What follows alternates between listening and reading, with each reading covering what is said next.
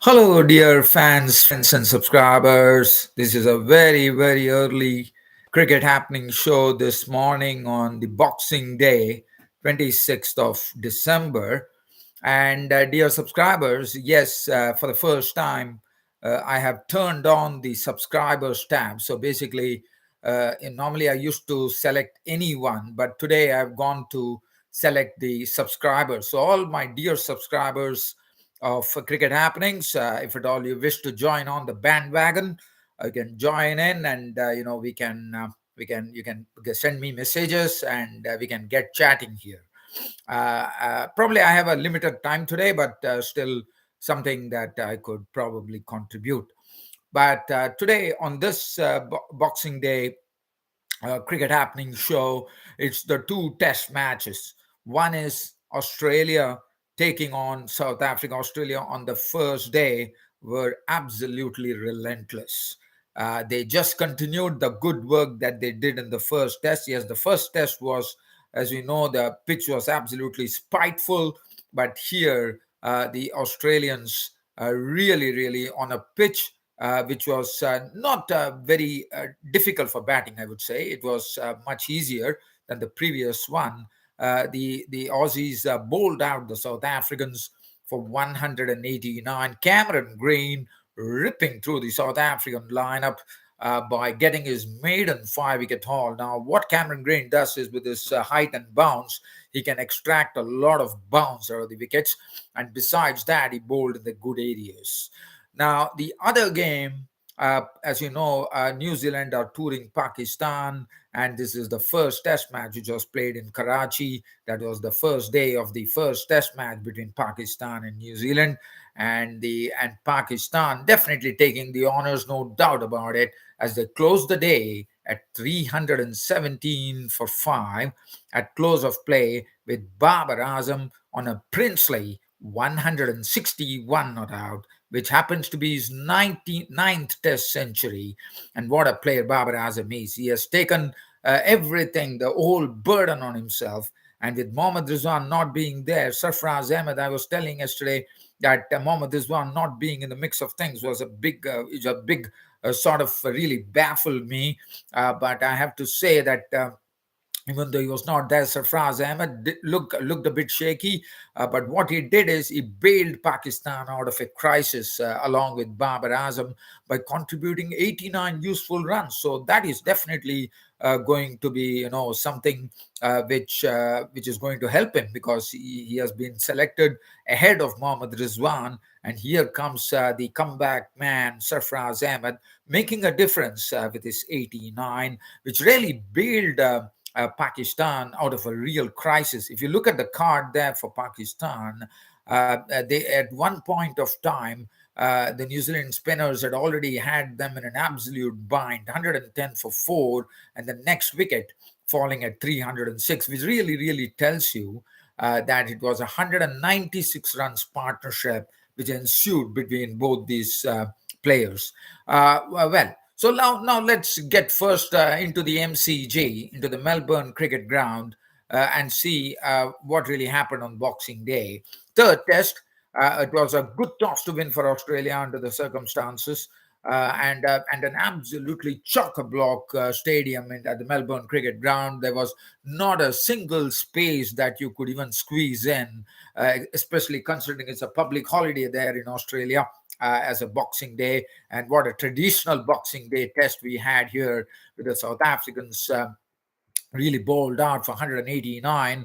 The Aussies taking the initiative and the honours totally on the first day of the first test match. South Africans, as I said, 189 all out. They started off with Dean Elgar and Sarel Erwi. They decided to drop Vander Dussen, and they decided to go for Thénis de Bruyne, who did not contribute much, but finally. But one thing is there, that Thénis de Bruyne looked good in his stay at the crease, but he was out for a brief 12 runs only. Now let's have a look at the card of the South Africans. It was a good opening burst that they had to survive. And also another thing that I would like to talk about is Scott Boland coming in. ahead of Josh Hazelwood into the team, and the crowd was absolutely, trigger happy when they saw Bolland, because he's the home favorite there in the MCJ, and he did not disappoint the fans. He picked up the wicket. In fact, he was the one who actually gave the breakthrough when Cyril Hervey was playing a bit away from his body, and a nice catch taken at the third slip by Usman Khwaja. And Boland was really treated to some great ovation when he took the first wicket and broke the back of the South Africans. Cyril Hervey was gone for 18, three boundaries in that knock. Dean Elgar definitely survived a few close shouts, one could call. One is an LBW shout, then a catch was dropped at the own bowling by Pat Cummins. And besides that, one more catch, which Cameron Green, a difficult catch at that, could not be grabbed by Cameron Green. And I thought Dean Elgar really survived that particular phase. But look at Labuschagne, Marnus Labuschagne, a magnificent throw, a direct hit onto the stumps. And that was real poor cricket, according to me, because, Dean Elgar just pushed the ball to the right of the mid-off region, and Labuschagne was totally swooping on the ball, and he threw the stumps at one trigger action, and that was the end of Dean Elgar. He just tried to survive that particular burst of the Aussies. He was gone for 26, two boundaries. Good bowling there from Mitchell Stark and also Pat Cummins. They were absolutely on the money. Thinus de Bruin, who was preferred to Vander Dussen walk, then looked very good at the stay, as a brief stay at the crease, when he actually hit two boundaries down the ground, which is good to see. And I thought definitely one thing that I would like to say here is that anything which was really pitched up to the batsman, it was a free license for you to really go downtown and really stroke the ball nicely and sweetly down the ground, which definitely there were a lot of shots which were played down the ground. So definitely you're getting the value for money there. And De Bruin, after playing some two good shots there, went for the pull shots, a massive top edge. Alex Carey got well under it and picked up the catch. And De Bruin was gone for 12, and the South Africans got themselves into real trouble there. 2 for 50, 56 for 2, three wickets when the third wicket fell of Dean Elgar. And at that time, the score, when Dean Elgar walked away, it was 58 for 3. In real trouble was the South Africans. Temba Bavuma and Kaya Zondao were at the crease at that particular time, and it did not take much to reduce the South Africans to a really precarious position, one could call, as 67 for 5, as Temba Bavuma got a delivery. Probably one could probably question the technique of Temba Bavuma in that particular case, according to me, because that ball actually left him. Bavuma poked at it, and that was the end of Temba Bavuma. Caught Alex Carey, bowled Stark for 1. That was a wicket gone. Kaya Zondo was there, but Kaya Zondo could not stay long. He was a victim of the bowling of Stark as well. Labuschagne taking a real one. Now, the first was the run out, and now he took a stunning catch there. It was a drive from Kaya Zondo, but definitely a good catch taken by Manus Labuschagne. And that was the end. And that was, as I said, the South Africans were in absolute trouble at 67 for 5. Now there were two new batsmen at the crease. One was the young and short Kyle Vereen, and the other one was the young all-rounder, a very talented all-rounder, and also a tall all-rounder, Marco Hansen. It was a sort of a long and short of it when Kyle Vereen and Marco Hansen were the crease. But what a partnership. I mean, they needed someone to stem the tide there, and what a partnership. 112 runs partnership, a sweet little partnership, one could call, because, as I said, the bowling was absolutely up to the mark. But with the spinners coming in, I thought Kyle Vereen and Marco Hansen made batting look pretty easy. I mean, he was a bit peppered by Mitchell Stark with some bounces, but he showed some stoic display there at the crease. and Marco Hansen went from strength to strength, one could call. As I said, he was looking absolutely languid while stroking the ball. There was very little effort and not no reaction at all. I mean, he was just very calm at the crease, and he was getting the runs that was required. What a partnership that was. At the other end, Kyle Vereen is much of an attacking player. Decided to play his strokes, but again, did not hit a lot of boundaries, only three fours. But he again, showing once again in Australia that what Kyle Vereen is made up of by contributing a 50 was good to see. And Marco Hansen, not only that, he went on to his maiden test 50 at that. So that's a great feeling. And for Marco Hansen, definitely a very, very good innings from Marco Hansen, his contribution being 59. Now, this was the time probably South Africans would have felt now this was the time for them to got the score to a great respectability. It was basically, as I said, it was a 112 runs partnership, but then that man who probably one would have least expected. But this is what Cameron Green is. We know what a talented bloke he is, and also over and about that,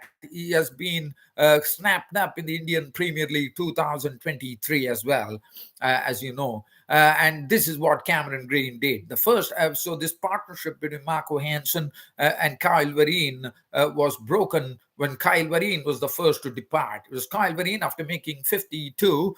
It was on the channel outside the off stump, and Kyle Vereen, it's a regulation outside edge catch, but well taken there by Smith at waist height. And that was the end of Kyle Vereen. Marco Hansen was the next to follow with the South African score on 182, when Cameron Green had Marco Hansen edging behind the stumps. And Nick was taken by Alex Carey, and Marco Hansen was gone, but not before really playing a wonderful knock, according to me, which will go a long way in his career. 59, 10 boundaries embedded into that. After that, it was an absolute cleanup. Keshav Maharaj was gone. The ball was tossed up by Nathan Lyon, the off spinner, and that's it. Maharaj tried to go aerial. It was all over. Keshav Maharaj gone, caught Cummins' bowl line for two. Now after that, Green cleaned it up totally. Kagiso Rabada stumps were uprooted by Green, and then he also knocked the stumps of the last the number 11 batsman Lungi Nigiri. He was also clean balled, and what a spell from Cameron Green, picking up his maiden 5-wicket haul in front of this MCG crowd. A Boxing Day crowd assembled, and what a day and what a way to go and get his maiden 5-wicket haul. Anrik Nokia was not on one, and the South Africans were bowled out for 189.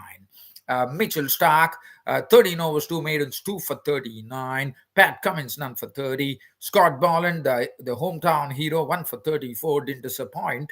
Nathan Lyon, 17 overs, 1 for 53. But Cameron Green's figures absolutely stood out. 10.4 overs, 3 maidens, 27 runs, and 5 wickets in his bag. His maiden 5-wicket haul for Cameron Green. Now, it was the turn of the Aussies. The Aussies had just 12 overs before stumps to have a knock at the South African bowlers, and Kagiso Rabada, after Usman Khwaja stroked, after making just 1 run, Rabada picked up an early wicket when he had Usman Khwaja for the 5th time in scalping him by actually getting the ball to tail away from Usman Khwaja. Usman Khwaja was sucked into it, no foot movement, and the ball took the edge, Vereen taking the snap, and that was the end of Usman Khwaja. After that, it was David Warner looking his serene self, one could call, as he collected an unbeaten 32 towards stumps. Manas Labuschagne decided to pull the shutters down, played to the safety of stumps, not out on 5, as the Aussies closed the day at 45 for 1 on Boxing Day. As I said, the honours totally going to the Aussies.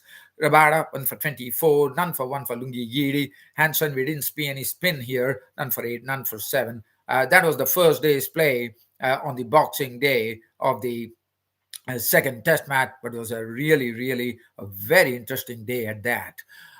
Now let's turn our attention to the Boxing Day test, where New Zealand actually starting their tour of Pakistan. The first test match played at the National Stadium in Karachi, Boxing Day, and Pakistan really, winning the toss and putting up a very good performance. At the end of the day, Pakistan closing the day at 317 for 5. And as I said, Mohammad Rizwan was dropped. It was Sarfraz Ahmed coming in, but what a difference that made. We will talk about that as Pakistan closed the day at 317 for 5. And let me tell you that if you look at the card of the Pakistanis, it was not Tim Saudi actually leading New Zealand for the first time. But what was important was that it was the spinners who were making the difference. Look at the wickets. The first wicket to go was Abdullah Shafiq. He actually, Shafiq tried to come down the pitch to the bowling of the Aegis Patel, and that was the end of him. The ball turned away, and Blundell easily stumped him, and that was the end of Abdullah Shafiq. Stump bundle bowl Patel for 7, wicket number 1 for New Zealand. The breakthrough claim there, 12 for 1. Imam ul Haq was the next to go, or probably it was actually Shan Masood. Was the one drop person who was next to go. Now it's another stumping, and this time it is of the bowling of Bracewell, the off spinner. As I said, he has been doing a great job. And look at what now. This is something in test matches. You don't know. Probably Pakistan tried to play some baseball cricket that England were playing. They probably have seen that happening, and probably they decided to go for that. And this is what the outcome was. Shan Masood, who's normally a very defensive player, coming down the wicket, this time to Michael Bracewell, and Bracewell getting the wicket. With the ball going past the bat, and Tom Blundell again getting into his second stumping. And this is the first time ever that the first two, this is an interesting statistic, for the first two dismissals in a test has gone to a spinner. Oh my, that is the first ever dismissal in the history of test cricket, that the first two dismissals have gone to the hands of the spinners. So the spinners were really, really troubling the Pakistan. But as I said, it was only the fault of the Pakistan. They wanted to take on the spinners. I thought it was too much early in a test match. But let's see here what happens. Imam ul Haq was the next to go, which reduced the Pakistan to 48 for 3, as Imam is another wicket which is thrown away by Pakistan, according to me. Bracewell was the bowler once again, and Imam wanted to put it over the mid-off region for a 4. Instead, the ball hit the toe end of the bat, and an easier catch for the captain Tim Saudi. Pakistan were in real trouble, 48 for 3 at that stage. And now it was the captain Babar Azam at the crease, and Saud Shakil, who had a very good series, I thought, against the Englishman, was at the crease along with Babar Azam.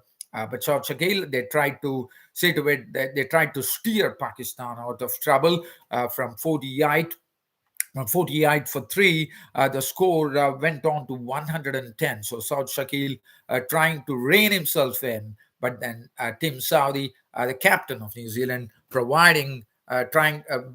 that particular partnership, which was doing well for them. Almost it was 62 runs to the good, but Saudi got one to swerve away from the left-handers area, and that was the end of Saud Shakil as he tried to drive it, and an outside edge. Nichols in the slip region picking up the snap. He was gone. Now it was the new man, the comeback man, the former Pakistan captain Sarfraz Ahmed, who was preferred to Mohammad Rizwan, walking in to join Babar Azam. Looked a bit shaky, some outside edges, which really didn't go to hand. Probably a drop catch as well. But then Babar Azam was there. Babar Azam was looking in serene touch, and he was really entertaining the crowd. He was really giving something for the Pakistan crowd to cheer, because the score, as I said, 110 for 4, and the spinners wreaking havoc out there due to Pakistan's own own follies, one could call. But Babar Azam and Sarfraz Ahmed slowly gained in confidence, and now started Sarfraz Ahmed used the sweep shot to maximum effect there, especially against the spinners, which was good to see. And he was definitely profiting from that. The other Babar Azam, as you know, was really playing superbly. He was hitting those boundaries, and he also reached his century with a 6 over mid wicket. And finally, this partnership grew in proportion, and between lunch and tea, the New Zealanders had absolutely no success. A wonderful job done by this partnership, which yielded 196 runs to the good. And finally, they managed to break it just before stumps when Ajas Patel picked up the wicket of Sarfraz Ahmed. Sarfraz Ahmed was looking good for a century, but a good comeback by Sarfraz Ahmed, totally justifying that he was preferred in ahead of Mohammad Rizwan, and that was the end of Sarfraz Ahmed. Caught Mitchell, bowled Patel for 86. Now this was Sarfraz tried to review this particular thing, and Sarfraz went driving outside edge taken. Mitchell picking up 86 9 boundaries, but a good hand by Sarfraz Ahmed in the end. And Babar Azam, as I said, 9 test century. At close of play, Babar Azam was not out on a princely 161, 15 fours and 1 6. Aga Salman was giving him company, not out on 3. As Pakistan closed the first day of the first test match against New Zealand at 317 for 5. The bowling, Tim Saudi 1 for 51, but the spinners were the ones who Neil Wagner. Well, Neil Wagner is someone who relies on the short ball a lot. He definitely tried to get into that area, but definitely I thought the Pakistanis handled him well. None for 37 his returns. Ajas Patel 2 for 91, 27 overs 3 maidens. Michael Bracewell was very impressive, 15 overs 3 maidens, 2 for 61. East Sodhi could not get among the wickets column. But this was, as I said, New Zealand this time have packed their team with lots of spinners, and it was really showing up there. Daryl Mitchell 3 was none for 19. As that is the end of the first day of the first day's play in Pakistan and New Zealand. Well, dear fans, subscribers, cricket Boxing Day was really exciting, no doubt about it. And it has been a very real pleasure for me bringing you this cricket happening show on a consecutive 4 days, because it was some holidays for me here, but now I'm back to my office chores from tomorrow, so you wouldn't be seeing me, but I'll try to post something on Twitter. And as I already tell you, again, I'll be back on the weekend on Saturday with my cricket happening show. And other than that, as I always tell you, one is my YouTube cricket happening show. There is a Twitter page that I have where you can go and actually look at my cricket tweets. Probably not with any increasing consistency nowadays, but also have a sneak peek at my cricket website as well, www.cricket-status.com. With this being said, it's your host Ram signing off this on the Boxing Day. Thank you.